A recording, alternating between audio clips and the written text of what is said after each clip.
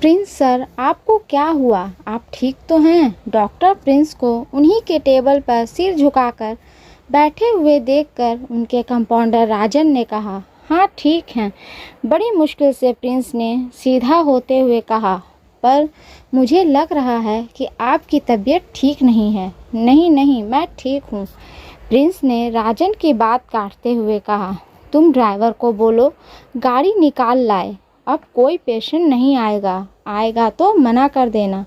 10 बजने वाले हैं। प्रिंस ने घड़ी की ओर देखते हुए कहा, जी सर, राजन ने कहा। फिर उसने प्रिंस के ड्राइवर को फ़ोन कर गाड़ी लाने के लिए बोल दिया। थोड़ी देर में डॉक्टर प्रिंस अपने घर के लिए रवाना हो गए, राजन को क्लिनिक बंद करने के लिए बोलकर। 10 बज चुके थे। क्लिनिक बंद होने का समय ही हो चुका था, लेकिन ऐसा पहली बार हुआ था कि क्लिनिक खुली थी और डॉक्टर प्रिंस घर जा चुके थे। पता नहीं माजरा क्या है, राजन ने सोचा और फिर क्लिनिक बंद करने की तैयारी करने लगा। उसने स्विच ऑफ किया, अलमारी में ताले लगाए, क्लिनिक रूम को लॉक किया और फिर शटर डाउन कर अपने घर के लिए निकल गया। आज वह डॉक्टर प्रिंस के लिए बहुत ही ज़्यादा चिंतित था। डॉक्टर प्रिंस खुद भी बहुत ज़्यादा चिंतित थे। पहली बार पूरी ज़िंदगी में ऐसा अनुभव आया था। उन्हें हिला कर रख दिया। घर पहुंचने के बाद वह भी नॉर्मल नहीं हो पाए। उन्होंने अपने रसोइये से कहा, मैं नीचे हॉल में खाने नहीं आऊँगा, मेरा खाना ऊपर ही पहुंचा देना। यह बोलकर वह अपने कमरे में सीधे चले गए। वह ज़्यादातर थक हार कर लौटते थे। घर में कभी कभार ही उनकी पत्नी और बच्चों से रात में मुलाकात होती थी।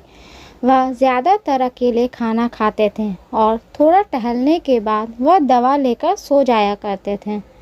आज उनकी दिनचर्या बिल्कुल ही बिगड़ गई हुई थी।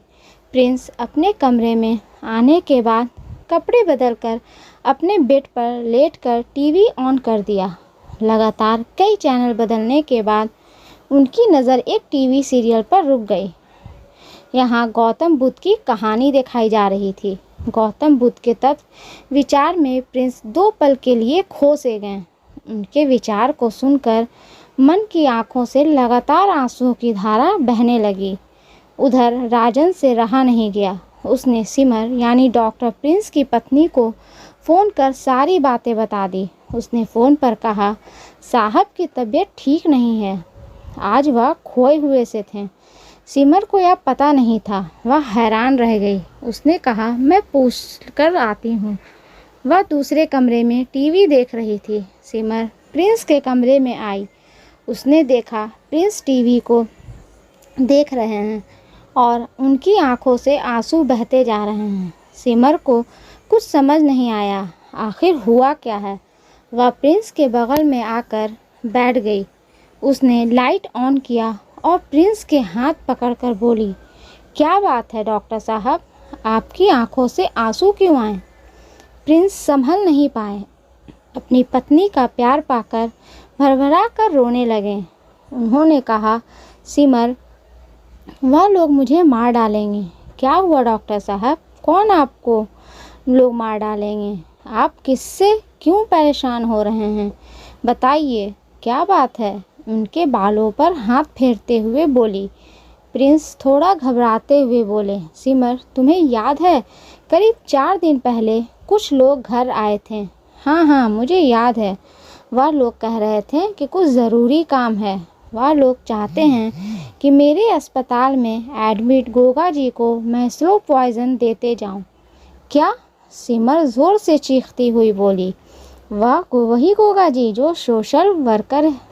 हाँ वही। मगर क्यों भला? वह तो बहुत ही नेक और भला व्यक्ति है। भला उनका कौन दुश्मन बन गया? गोगा जी एक बड़े पेट्रोलियम विभाग के मैनेजर होकर रिटायर हुए थे। उसके बाद उन्होंने घर घर शिक्षा और लड़कियों की शिक्षा के लिए खूब कैंपेन और काम किया था। इसके बदले में उन्हें सरकार से और कई जगहों से खूब डोनेशन मिले। अब उनके बच्चों की निगाहें उन संपत्तियों पर पड़ी हुई है। वे लोग चाहते हैं कि गोगा जी चल बसें। और उनके सारे फंड ये लोग अपने नाम कर लें। हाँ, एक बार गोगा जी चल बसें तो फिर उन्हें मिले सारे फंड ये लोग पचा लें। छी छी, क्या मानसिकता आ गई है लोगों की। बाप बीमार होकर अस्पताल में पड़ा है और बच्चों की लालच उन्हें अंधा कर दिया है।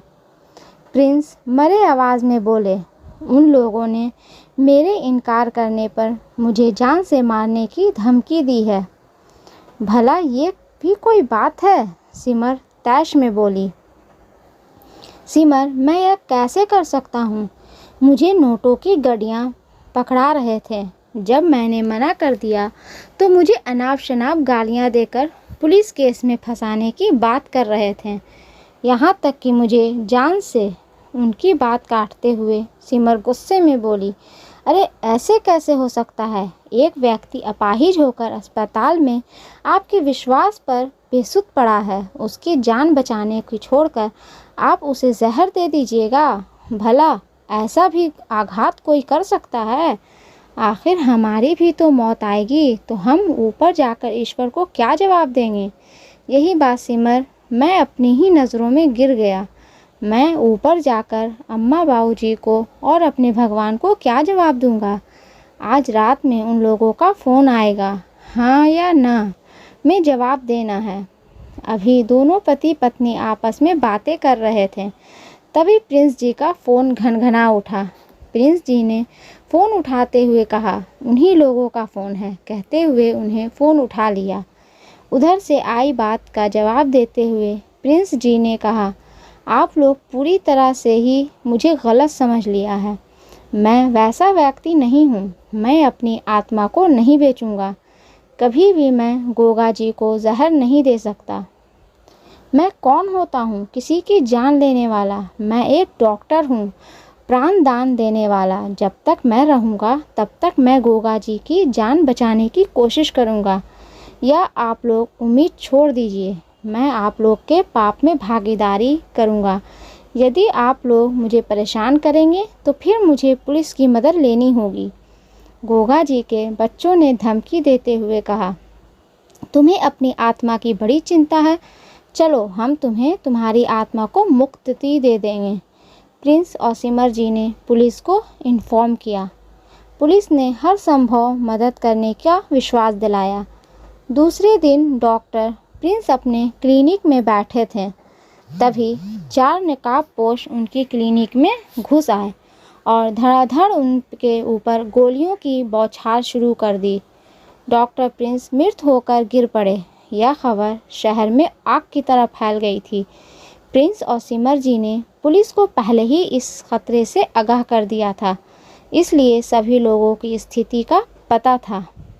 शहर भर के अखबारों में, न्यूज़ चैनलों में डॉक्टर प्रिंस के नाम की तारीफ़ें हो रही थीं, लेकिन सिमर जी सफ़ेद कफन में लिपटे हुए शांत पड़े प्रिंस जी को आंसू भरी आंखों से निहार रही थी। इस जीवन का कोई भरोसा नहीं, कब मौत आ जाए, बस यही मृत्यु की एकमात्र सत्य है। दोस्तों, अगर ये स्टोरी आपको अच्छी लगे तो प्लीज़ इसे लाइक करें, शेयर करें एंड सब्सक्राइब करें। और इस स्टोरी के बारे में आपकी क्या राय है हमें कमेंट बॉक्स में ज़रूर बताएं। और हाँ, बेल आइकन को प्रेस करना ना भूलें, क्योंकि ऐसे ही आने वाली स्टोरी आप तक सबसे पहले पहुंचती रहेगी। धन्यवाद।